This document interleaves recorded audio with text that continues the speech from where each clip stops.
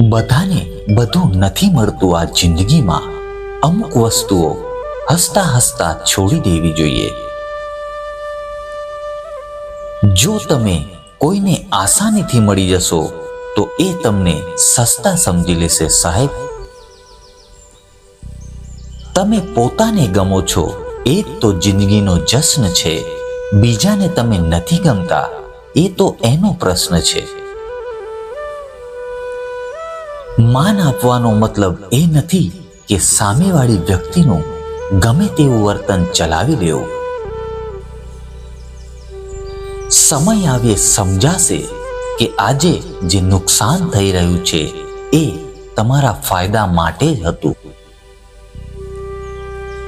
જિંદગીમાં ક્યારેય કોઈની કિંમત ઓછી ના સમજશો સાહેબ, કેમ કે એક નાના એવા ફુગ્ગાને પણ સમુદ્ર ડૂબાડી નથી શકતો.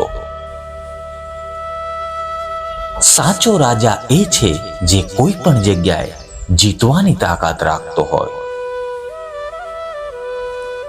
જિંદગીમાં કુંભકર્ણ જેવો એક ભાઈ પણ હોવો જોઈએ જેને પરિણામની ખબર હોવા છતાં આપણો સાથ ના છોડે.